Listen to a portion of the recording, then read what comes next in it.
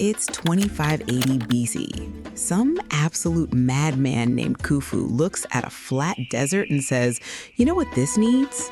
A 481-foot tall pile of 2.3 million stones, each weighing as much as an elephant, perfectly aligned to true north and finished in just 20 years.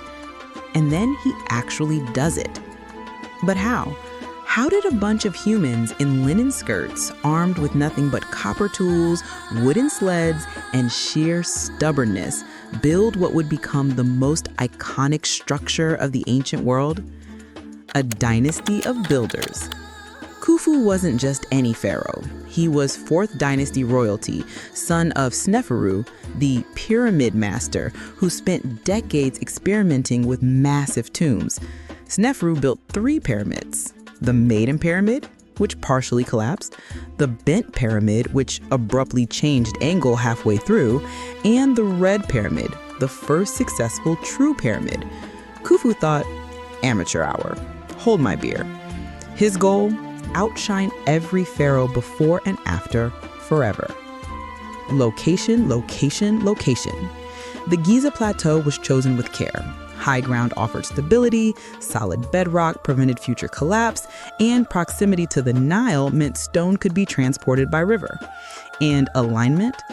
The pyramid's base points to true north within 3/60th of a degree, more accurate than most modern skyscrapers.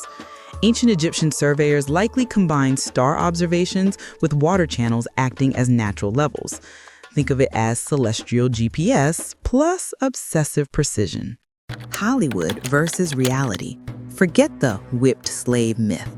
Archaeologists uncovered the villages of the laborers, bakeries producing 10,000 loaves daily, breweries churning out 20,000 liters of beer, and dormitories suggesting care for worker health. Far from suffering, these laborers were skilled professionals, paid in bread, beer, and onions. Graffiti inside the pyramid shows their pride, literally, friends of Khufu. These were craftsmen, engineers, and architects on a mission to make history. Quarrying and transport. 2.3 million blocks, most limestone came from a quarry just 200 meters away. For the finer casing stones, shiny white Tura limestone traveled 800 kilometers down the Nile. The King's Chamber required 100-ton granite blocks from Aswan, 900 kilometers upriver. Tools? Copper chisels, dolerite pounding balls, and wooden wedges soaked in water to split rock.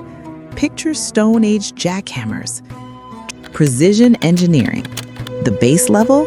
Accurate within 2 centimeters across 13 acres. Sides aligned with cardinal directions within 4 minutes of arc. Surveyors stretched robes, used plumb bobs, water levels, and diagonal methods to ensure perfection. One wrong angle, one misaligned block, and the whole pyramid could collapse into an expensive pile of rubble. Inside, the King's Chamber had 100-ton granite beams lifted 60 meters high using internal ramps and counterweight sleds filled with sand. Above, 5 stress-relieving chambers ensured 2 million tons overhead wouldn't crush the pharaoh. This wasn't just tomb building, it was over-engineering at its finest. Religious significance. The pyramid wasn't just a tomb. It was a resurrection machine. Aligned to Orion's belt and the cardinal points, it connected Khufu to the stars and the sun god Ra. The polished Tura limestone casing made it gleam in sunlight visible from miles away, topped with the gold pyramidion that symbolized divine authority. Every block, every corridor, every chamber had a symbolic purpose, guiding the pharaoh's ka, or spirit, into eternity. Daily life and workforce. Let's talk workers. Imagine 20 to 30,000 people, skilled laborers, engineers, stone fitters, architects, working in coordinated shifts. They lived in organized villages with bakeries, breweries, and even medical care. Some sections had graffiti showing camaraderie. We did it together, friends of Khufu. The workday? About 10 hours, 300 days a year, placing one block every 2 minutes. Yes, management on God mode existed 4,500 years ago. Archaeological discoveries confirm their methods. Graffiti and toll marks inside chambers show copper chisels and sand abrasion were used. No aliens, no lasers. Work notes reveal instructions like "this side to heaven," giving us a window into ancient project management.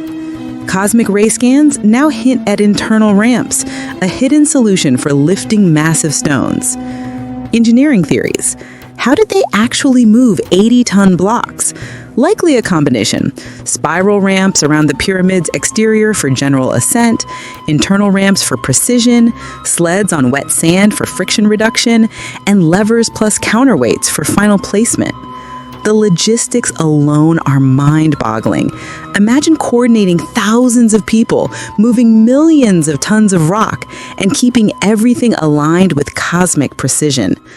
Legacy and impact. Khufu's pyramid stood taller than anything for 3,800 years, only surpassed by the Eiffel Tower in 1889. It influenced countless cultures, inspired awe, and became the ultimate symbol of human capability. Even today, engineers study it for its precise alignment, construction techniques, and sheer audacity.